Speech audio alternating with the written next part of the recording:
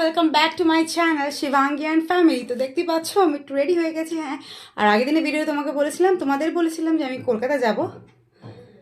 দুদিন হলো আমি কলকাতায় চলে এসেছি, মাও মুম্বাই ভালো মতো পৌঁছে গেছে। তো এখন যাচ্ছি একটু সাফারি পার্কে, যেটা তোমরা টাইটেল সামনে থেকে বুঝে গেছো। তো চলো, বোন, আমি আর মেহুল যাচ্ছি। তো চলো যাওয়া যাক, দেখতে থাকো, সঙ্গে থাকো। তো এই দেখো বন্ধুরা, আমরা বেরিয়ে পড়েছি বাড়ি থেকে। দেখতে পাচ্ছ মেহুল ওর মিমির হাত ধরে হাঁটা শুরু করে দিয়েছে, আর পিছনে আমি একা একা হাঁটছি।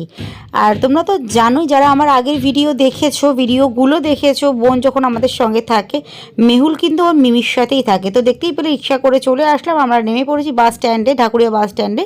তো এখান থেকে এবার হাঁটতে হাঁটতেই চলে যাব আমরা সাফারি পার্কে। আমাদের বাড়ি থেকে পুরোই হেঁটে যাওয়া যায়, কিন্তু কি বলো তো, ওই যে যেহেতু মেহুল রয়েছে আর মেহুল সবসময় মিমির কাছেই থাকবে, তো তার জন্য একটু বোনের কষ্টটা কমানোর জন্য আর কি আমি একটুখানি রিক্সা করেই নিয়ে আসলাম। বোন তো বলেছিল পুরো হেঁটেই চলে যাই চল, হ্যাঁ যে না না আমরা একা থাকলে হেঁটে চলে আসি, কিন্তু যেহেতু মেহুল আছে ওর জন্য আর কি রিক্সা করে এসে তারপরে হেঁটেই তো যাচ্ছি।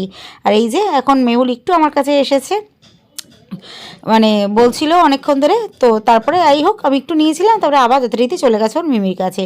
ও কোথাও বেরোলে বা কোথাও গেলে বা আমি বাপের বাড়ি আসলে, এটা কিন্তু একদম খাঁটি কথা, মা কতটা দেখে সেটা আমি জানি না, মা মিন্স আমি কতটা দেখি আমি জানি না, আমার বোন কিন্তু পুরোপুরি ওর মায়ের ভূমিকাটা পালন করে। এই দেখো আমার মেয়ে একটুখানি পোজ দিয়ে নিল, আর ওকে ওর এই প্যান্টটাও দাদাই এনে দিয়েছে, তোমার মিলিটারি প্যান্ট। ও যেটা দেখে ভীষণ এক্সাইটেড, ভীষণ খুশি, আর বারবার স্যালিউট করছে। ওর ভীষণ পছন্দ এই পুলিশ প্যান্ট। আসার পর থেকে বলছে আমি এই পুলিশ প্যান্ট পরে যাবো, আমি এই পুলিশ প্যান্ট পরে যাবো। তো যাই হোক, বকবক করতে করতে তোমাদের সাথে চলে আসলাম সাফারি পার্কের একদম সামনে। আর এই সময়টা না ঢাকুরিয়া লেকটাও দেখতে খুব সুন্দর থাকে। এই বিকালবেলাটা আমার ভীষণ ভালো লাগে। আমি যখন আগে ওয়ার্কআউট করতে আসতাম এখানে, তোমরা আগেও দেখেছো, এখানে একটা জিম সেশন আছে মেয়েদের ছেলেদের, তো তখন বিকালবেলাই আসতাম, আমার ভীষণ ভালো লাগতো এখানে আসতে। আর এখানে এসে ওয়ার্কআউট করলে না অনেকটা তোমার ফ্রি হ্যান্ড এক্সারসাইজও করা হয়, মেশিনপত্রর সাথেও করা হয়। দেখো এখানে অনেক জিমের এক্সারসাইজের জিনিস রয়েছে, যেটা তোমার কোনো কষ্টও লাগে না, কোনো টাকাও পয়সাও লাগে না, কোনো কিছুই লাগে না, কিন্তু এখানে খুব সুন্দরভাবে সময় কাটিয়ে এখানে করা যায়। যারা ফ্রি থাকে তারা কিন্তু এখানে এসে অনেকেই যারা আছে এক্সারসাইজ করে, যারা জিমে যায় না তারা এখানে আছে। পায়ের হাঁটার একটা জায়গা, যারা রক্ত চলাচল তাদের ঠিক থাকে না তারা ওখানে হাঁটে, ভীষণই ভালো একটা জায়গা। লেকে তোমার সাফারি পার্কটা ছাড়াও বয়স্কদের একটা জোন আছে, ভীষণ ভালো। যাই হোক, সব মিলিয়ে সব দিক দিয়ে আমাদের এই সাফারি পার্ক বা লেকটা বলো খুবই ভালো। এই যে দেখতে দেখতে চলে এসেছি আমরা কিডস প্লে জোনে। তো এখানে এবার মেহুল এখানে আগেরবার যখন এসেছিলাম না, প্রায় 1 বছর আগেকার কথা বলছি, তখন মেহুল ছিল 1 বছর 2 মাসের, এখন মেহুল 2 বছর 2 মাসের। কি বলবো, তখনও এরকম একা একা চড়তেই পারতো না। এইবার যেমন ভীষণ এনজয় করছে, ভীষণ মজা পাচ্ছে, আর দেখেই ও ভীষণ মজা পেয়েছে। আর ওর সঙ্গে তো রয়েছে ওর মিমি, সাপোর্ট সিস্টেমের মতো পুরোটাই ওর মিমি ওকে ধরে ধরে ধরে ধরে সব কিছু করিয়েছে, দেখতেই পাচ্ছ তোমরা। আর হ্যাঁ, এরকম বোন থাকাও না ভাগ্যের ব্যাপার, এতটা সাপোর্টিভ। আমাকে বলছে তুই সর, আমিই দেখছি, আমার বোন যেখানে থাকবে আমাকে মেহুলের কথা ভাবতেই হয় না। আর দেখো কি দারুণ এনজয় করছে মেহুল। তো দেখতে থাকো, সঙ্গে থাকো।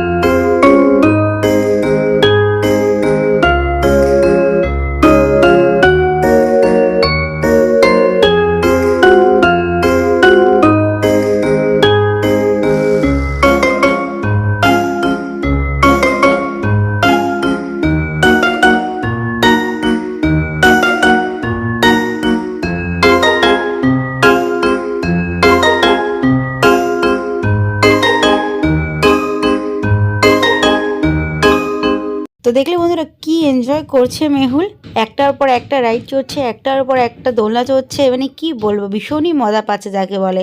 আর এখানে বাচ্চাদের সাথে সাথে বড়দেরও অনেক মানে দোলনা রয়েছে, যেখানে বড়রাও চড়ে বাচ্চারাও চড়ে। আর এত দোলনা না, মানে আমার নিজেরই ইচ্ছা করছিল কখন আমি উঠবো।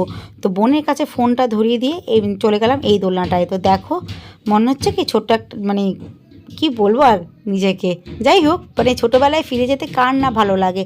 আমারও ভীষণ লাগে দোলনা চড়তে। আর এই দোলনাটা না পিছন দিকে ঘুরছিল, আর সবাই কি হাসি যাকে বলে, দারুণ দারুণ মজা হয়েছে ওই দিনটা আমাদের।